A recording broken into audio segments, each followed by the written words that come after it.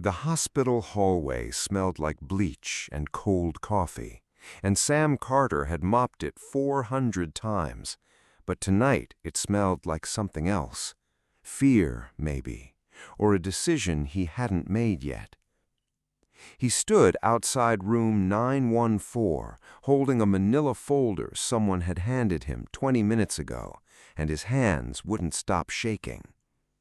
"Mr. Carter," the lawyer said again, tapping the folder, "the papers are ready. All we need is your signature."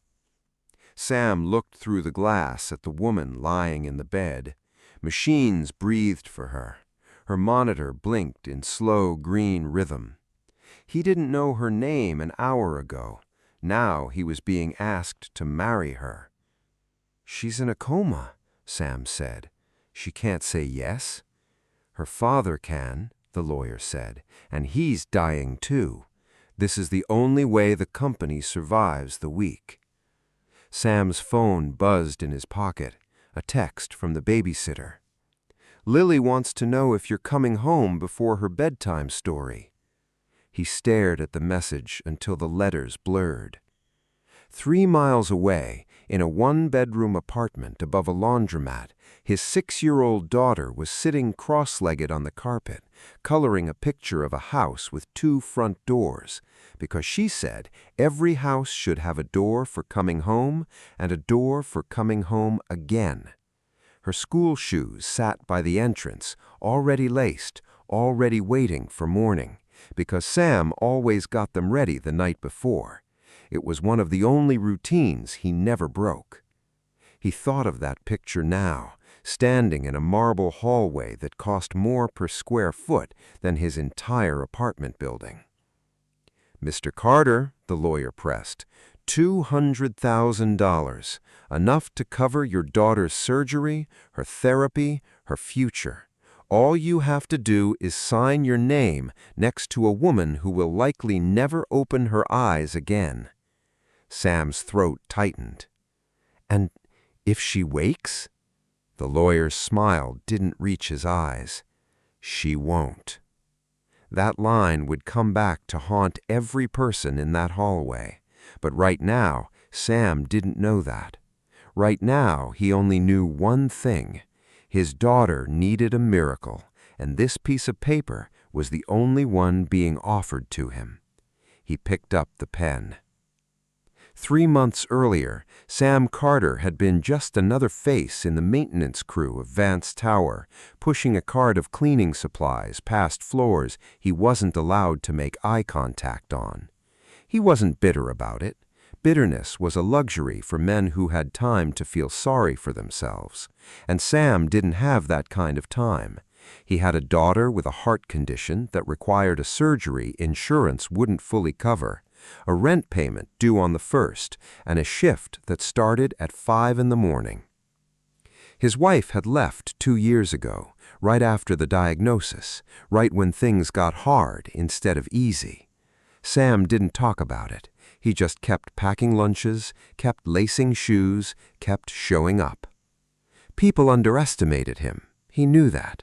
The man who mopped floors for a living, who wore the same gray jacket every winter, who never raised his voice even when customers were rude to him in the lobby.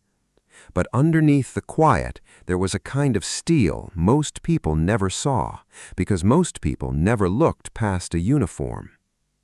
The night everything changed started like any other. Sam was cleaning the executive floor alone when he heard something fall in the executive's office. He wasn't supposed to go in, but instinct pulled him forward, and he found her on the floor, unconscious, a shattered water glass beside her hand. Vivian Cross, 34 years old, CEO of Cross Industries, a woman whose face was on business magazine covers, whose decisions moved markets, and who was now completely still on an office floor at 11 at night with no one else around. Sam didn't think. He called for help, applied pressure where she'd hit her head, and stayed with her until the paramedics arrived. He rode down in the elevator beside the stretcher, still holding her hand because no one else was there to do it. And something about that image, a janitor holding the hand of a dying billionaire, would matter more than anyone realized yet.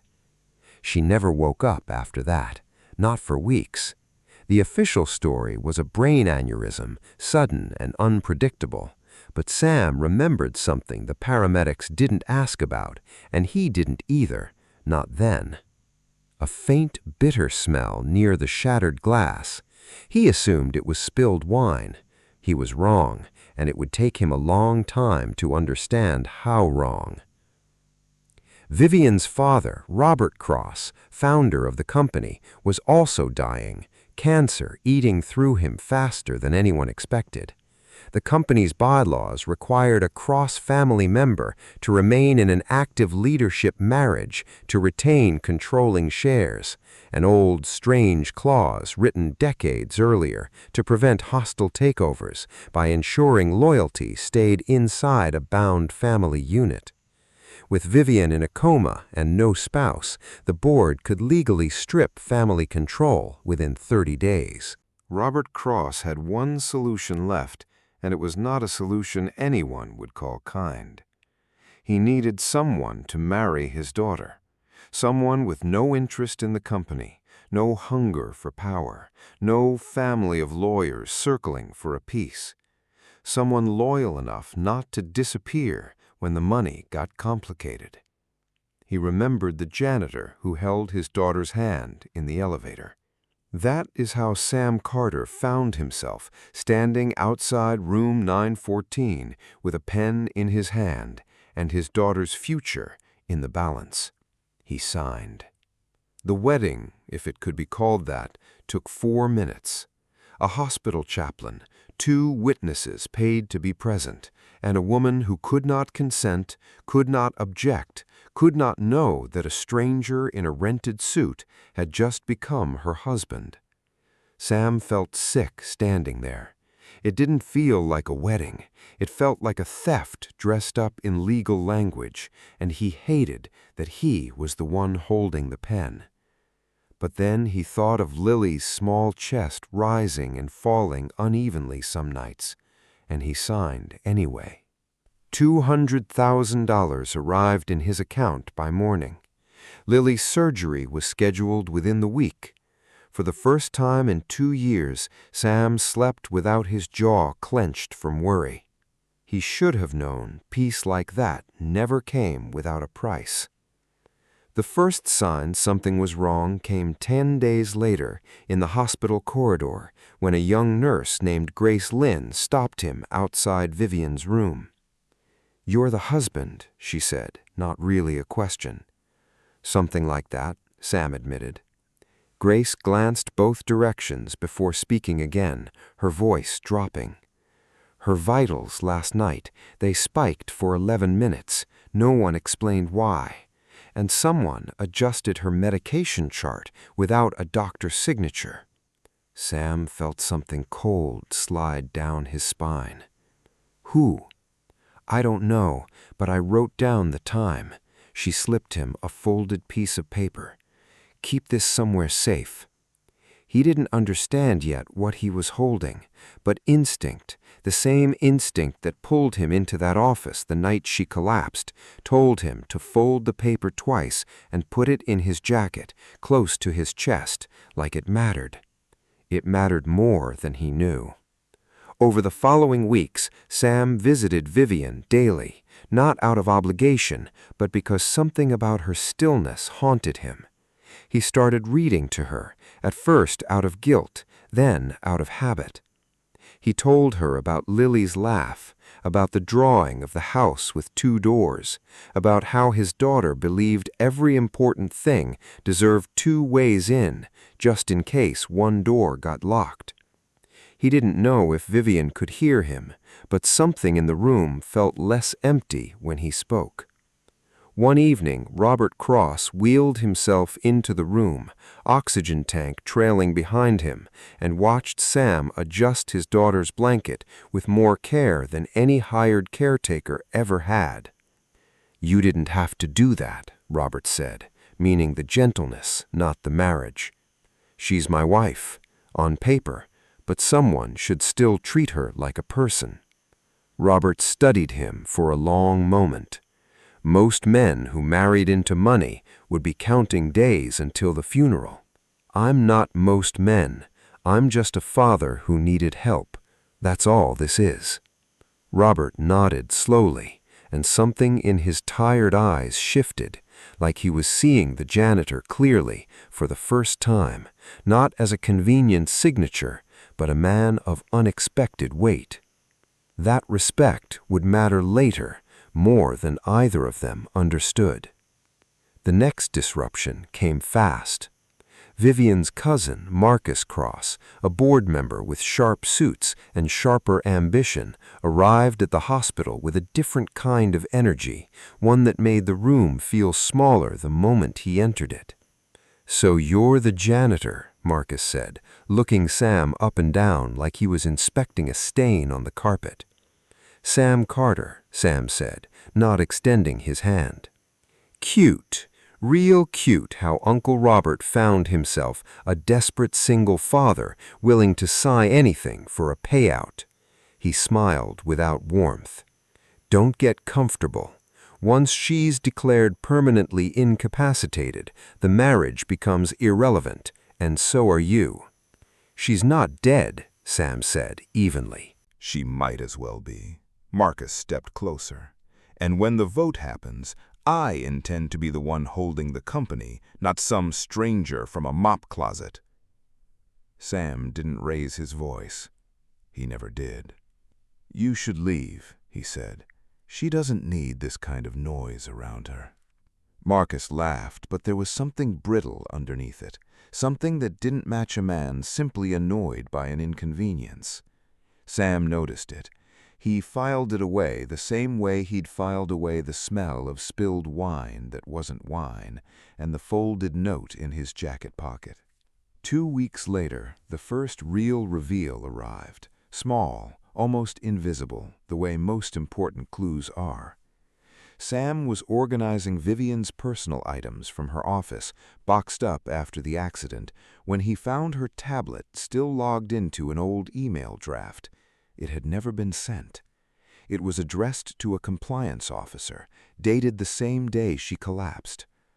"I believe funds are being redirected through the Meridian account without board approval. I want a full audit before Friday's shareholder meeting. Do not discuss this with anyone until I confirm." Sam read it twice, his pulse loud in his ears. She had known something was wrong. She had been about to expose it, and then, hours later, she collapsed with a mysterious bitter smell in the air and no explanation anyone bothered to chase. He thought about the nurse's folded note still in his jacket. He thought about medication charts changed without a doctor's signature. He thought about Marcus Cross's brittle laughter. For the first time since he signed those papers, Sam understood that he wasn't just a stand-in husband keeping a company afloat. He might be standing in the middle of an attempted murder. He didn't go to the police yet. He had no proof, only fragments, and men without money learn early that fragments get ignored while power gets believed. Instead, he did something quieter. He started paying closer attention to who came in and out of Vivian's room, who touched her charts, who lingered a little too long near her IV line. At home, he kept trying to be a normal father in an increasingly abnormal life. He packed Lily's lunch the night before surgery, tucked a small note inside her lunchbox that said, "You are braver than you know," and sat beside her little hospital bed the morning of her procedure, holding her hand exactly the way he'd once held a stranger's hand in an elevator. The surgery succeeded. Lily's heart, fragile for years, finally had a chance to heal properly. Sam wept quietly in a hospital hallway, relief and exhaustion crashing over him in a wave he hadn't allowed himself in months. It was, briefly, the happiest day of his life. It was also the day Marcus Cross made his move. By the time Sam returned to Vivian's hospital wing that evening, security guards he didn't recognize stood outside her door. "New protocol," one of them said. "Family only." "I'm her husband," Sam said. The guard glanced at a clipboard. "Not on this list." Sam felt heat rise in his chest, but he kept his voice level. "Get me whoever authorized this." Marcus appeared moments later, unbothered, almost pleased. The board reviewed the marriage clause. Turns out a signature obtained while the bride was medically unconscious raises some very interesting legal questions. Fraud, coercion, undue influence. We're simply protecting the family's interests while that gets sorted. "You mean protecting yours," Sam said. Marcus smiled thinly. "Careful, Mr. Carter.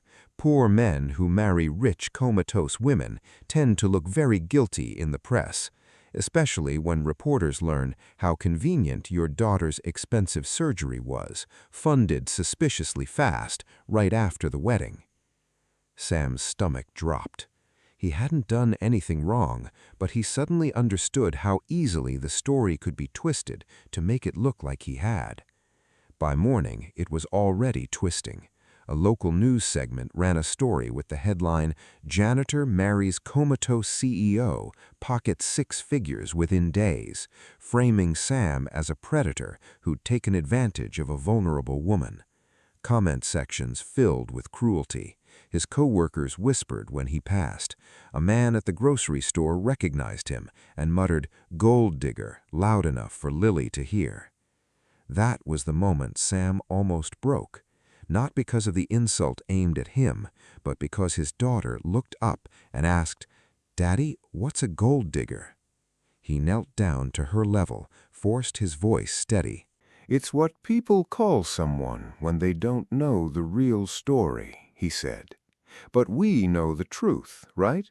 That's what matters." She nodded, trusting him completely, the way only a child still can. That night, sitting alone at his kitchen table, staring at the folded nurse's note and the printed email draft, Sam realized something. He could keep hiding these fragments to protect himself, or he could use them to protect Vivian, a woman who could not protect herself. He chose the second option, and that choice changed everything. He called Grace, the nurse, first. "I need everything you remember about that night, every detail, no matter how small." Grace hesitated only a moment. "There was a visitor before her spike, someone who wasn't on the approved list. I only saw him for a second from the hallway camera near the nurse's station." "Do you still have access to that footage?" "Not anymore. It's archived, but there's a backup system the hospital uses for insurance disputes. I might be able to pull the timestamp." 2 days later, Grace handed Sam a printed still image with trembling hands. "This is from that footage," she whispered. "I could lose my job for pulling this." Sam looked at the image. A man in a dark coat, face partially turned from the camera, but the build, the watch on his wrist, the way he stood, all matched someone Sam had seen far too many times in the past few weeks. Marcus Cross. It wasn't proof of poisoning, not yet, but it was a thread, and Sam intended to pull it until the whole thing unraveled. The next piece came from an unlikely place. Robert Cross, weaker every day, called Sam to his private room late one night. "I know my nephew," Robert said, voice raspy. "I've always known what he is, ambitious in the way that forgets there are lines." He handed Sam a small key. "Safety deposit box, First National, downtown branch. My daughter kept records there she didn't trust to digital files. If something happened to her, she wanted someone to find them, someone she could trust." "She doesn't even know me," Sam said. She trusted the man who held her hand in an elevator when he had nothing to gain from it, Robert said. That's more trust than most people in my life have ever earned. Inside the safety deposit box, Sam found a set of financial documents, hand-annotated in Vivian's own writing, tracking irregular transfers through the Meridian account over 18 months. Small amounts at first, easy to overlook, then larger ones disguised as consulting fees. All authorized under a signature that, upon closer inspection, didn't quite match Robert's usual handwriting. It matched Marcus's. Small proof, then stronger proof. The evidence was building, piece by piece, the way real truth always does, not in one dramatic lightning strike, but in a slow accumulation that becomes impossible to deny. Sam brought everything to a lawyer, not the company's lawyer, a real one, recommended quietly by Grace, a woman named Renata Ibarra, who specialized in corporate fraud. Renata studied the documents for a long time before looking up. "This is enough to open an investigation," she said, "but it's not enough to stop the shareholder vote next week. Marcus is pushing hard to have the marriage nullified and Vivian declared permanently incapacitated. If that vote passes, he gains emergency control of the company. And once he has that kind of power, evidence has a strange way of disappearing. So what do we do? We need something undeniable, something connecting him directly to her collapse. Financial fraud explains motive. It doesn't prove attempted murder." Sam thought of the bitter smell near the shattered glass. He thought of the medication chart altered without authorization. He thought of 11 unexplained minutes. "There has to be a toxicology report," Sam said, "from the night she collapsed." Renata's eyes sharpened. There should be, if one were ever run. It took 3 more days of quiet digging, a favor called in by Grace, and one very nervous lab technician willing to check archived samples, but they found it. A toxicology panel, run the night of the collapse, flagged as inconclusive and buried without follow-up, showing trace levels of a rare cardiac-affecting compound, not lethal in the dose given, but enough to trigger a sudden collapse in someone under stress, especially someone about to expose financial fraud in a board meeting the following morning. It wasn't a coincidence. It was a warning shot that went too far, or exactly far enough, depending on the intention behind it. The undeniable proof arrived from the last place Sam expected, Vivian herself. 3 nights before the shareholder vote, sitting beside her bed as he always did, reading Lily's favorite bedtime story aloud, simply because the room felt too quiet otherwise, Sam noticed her fingers twitch. He froze. "Vivian?"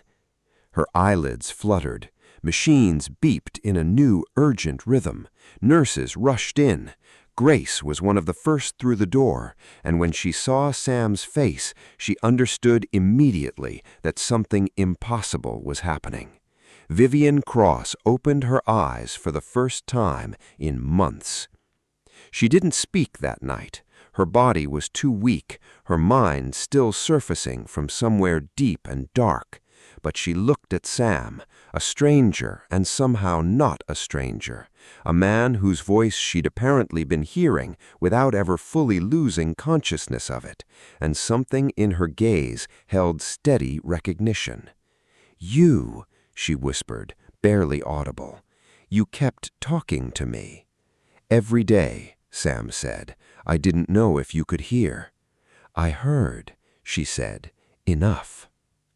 Doctors warned that full recovery would take time, that memory and speech might return in fragments, that pushing her too hard, too fast, could cause setbacks. But Vivian Cross was not a woman who waited patiently for anything, and within 2 days, fueled by something more powerful than medicine, sheer will, she was asking questions. When Sam explained everything, the marriage, the money, Marcus, the fraud, the toxicology report, she didn't react with anger at being married without consent, not at first. She reacted like a CEO assessing a crisis. How long until the vote? 2 days. Then we don't have time to be careful. We have time to be exact.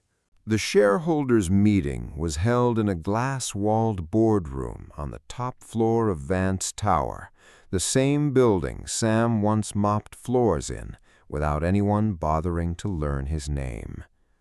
Marcus stood at the head of the table, composed, confident, ready to formally move for emergency control based on Vivian's supposed permanent incapacitation. He had not been told she woke up. That silence was intentional. "Before we proceed," Marcus began, "I want to acknowledge the difficult circumstances surrounding my cousin's condition and the unfortunate complications caused by a marriage entered into under, shall we say, questionable timing." He glanced at Sam, sitting quietly near the back of the room in a jacket that still didn't quite fit the setting. "I move that the board recognize Vivian Cross's incapacitation as permanent, nullify the marriage clause, and transfer emergency operational control to myself as acting CEO, effective immediately." A murmur ran through the room. Several board members nodded, already prepared to vote in his favor. That was when the door opened. Vivian Cross walked in. Weak, supported gently by Grace on one side, moving slower than the woman in every magazine cover ever taken of her, but undeniably, unmistakably awake, alert, and present. The room went utterly silent. Marcus's face drained of color so fast it was almost theatrical, except nothing about his fear in that moment was performance. That's not possible," he said. "It's very possible," Vivian said, her voice thin but sharpening with every word. "I've been awake for 2 days, long enough to review everything Sam brought me." She placed a folder on the table. 18 months of unauthorized transfers through the Meridian account, a signature forged to resemble my father's, and a toxicology report on the night I collapsed, showing trace amounts of a compound capable of triggering sudden cardiac stress, administered somehow on the same night I planned to expose the very fraud you were committing. "This is absurd," Marcus said, his voice cracking despite his effort to sound calm. Grief and coma damage clearly affected her judgment. "This is a fabricated story built by a janitor desperate to protect a payday." "There's security footage," Sam said quietly, standing for the first time. "Time-stamped the same night, showing someone matching your description, entering a restricted floor 40 minutes before her collapse." "Circumstantial," Marcus snapped. "Maybe," Renata said, stepping forward with a second folder. "But forensic accountants cross-referenced the forged signature against 3 years of your personal financial filings. The handwriting match isn't circumstantial. Neither is the offshore account those funds eventually landed in, an account registered under your name." The room shifted, the way rooms do when the truth finally becomes heavier than the lie holding it up. Board members who had been ready to hand Marcus emergency control now exchanged uneasy glances, calculations of loyalty rearranging themselves in real time. Robert Cross, wheeled in by a nurse just moments earlier, spoke for the first time, his voice frail but final. "I built this company from nothing," he said. "I will not watch it handed to a man who tried to silence my daughter to steal it." Security escorted Marcus out 20 minutes later, not in handcuffs yet, that would come after a formal investigation, but stripped instantly of every title, every access card, every illusion of untouchable power he'd built his entire identity around. Sam watched him go, feeling no triumph, only a quiet, exhausted relief. He hadn't done this for revenge. He'd done it because a woman who couldn't protect herself deserved someone willing to stand in the gap until she could. In the weeks that followed, the company stabilized under Vivian's returning leadership, with Robert quietly stepping back, finally allowing himself rest after decades of carrying too much alone. The board, humbled by how close they'd come to handing control to a man capable of poisoning his own cousin, unanimously voted to keep Vivian in her position, fully, permanently, without condition. The marriage clause that started this entire nightmare became, briefly, a strange footnote in company history, half scandal, half legend, whispered about in break rooms with far more sympathy now than the cruel headlines had ever offered. Sam expected the marriage to end quietly and quickly. That had always been the plan, hadn't it? A signature for money, nothing more. He prepared himself for divorce papers, polite and businesslike, the natural conclusion to an arrangement that was never meant to be real. Instead, Vivian asked him to stay for coffee. They sat in her office, the same office where she'd collapsed months earlier, though the shattered glass had long since been swept away and replaced with something ordinary and unremarkable, as if the room itself wanted to forget what happened there. "You didn't have to keep visiting me," Vivian said. "After the surgery money came through, you had no more reason to." "I know," Sam said. "You didn't have to read to me every day." "I know that too." "Why did you?" Sam considered the question honestly before answering. "Because somewhere along the way, this stopped being about a contract," he said. "You were a person lying alone in a room, and nobody deserves to be alone like that, coma or not. I figured if I were the one lying there, I'd want somebody's voice in the room too." Vivian studied him for a long moment, something unreadable and soft passing behind her eyes. "My father told me what you said the night you found me, that you held my hand in the elevator because no one else was there to do it." "It seemed the decent thing," Sam said, almost embarrassed. "Anyone would have done it." "No," Vivian said quietly, "not anyone. That's exactly the problem with people who have money and power. Eventually, almost no one does the decent thing anymore, because no one thinks they have to." She reached across the desk and set down a folder, but this one wasn't financial evidence. It was a formal document dissolving the emergency marriage clause entirely, freeing Sam from any legal obligation. "You're free," she said. "No conditions, no expectations. You gave your name to save your daughter, and I understand that completely. There's a payment attached as well, more than enough to secure both your futures for a long time." Sam looked at the paper, then back at her. "And if I don't want to sign it?" Vivian blinked, caught off guard the first time since waking from months of silence. "What are you saying?" "I'm saying," Sam said slowly, "that this started as a piece of paper, but somewhere between reading bedtime stories to a woman who couldn't answer and finding out someone tried to kill her for telling the truth, it stopped feeling like paper to me." He wasn't reckless with the words. He knew exactly how much weight they carried, for both of them, for a company, for a little girl waiting at home with 2 front doors drawn on a piece of paper because she believed everything important deserved a second way in. Vivian didn't answer right away. She looked out the window to the city below, the same skyline she used to run past once, before all this happened. "I'd like to meet her, your daughter," she finally said. She'd like that. She still asks if the sleeping lady in my stories is a real person. Tell her she's awake now, Vivian said, the ghost of a smile forming, real for the first time in a long while. And tell her thank you for sharing her father, even when she didn't know she was doing it. That evening, Sam came home to find Lily sitting by the window, watching for his truck the way she always did, school shoes already lined up by the door for morning, a new drawing taped to the wall beside her bed. It was the house with 2 doors again, except this time she had colored one door gold.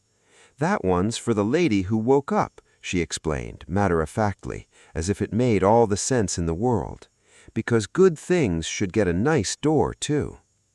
Sam knelt down and hugged his daughter tightly, feeling for the first time and longer than he could remember that the storm was finally over. Outside, the city lights blinked on one by one, ordinary and unaware of the quiet miracle that had unfolded inside a hospital room, a boardroom, and a small apartment above a laundromat. A janitor had signed his name to save his daughter. He never expected it to also save a company, expose a crime, awake a woman from the dark, and somehow, without either of them planning it, become the truest promise he'd ever kept. Some doors, it turns out, aren't locked at all. They're just waiting for the right person to walk through.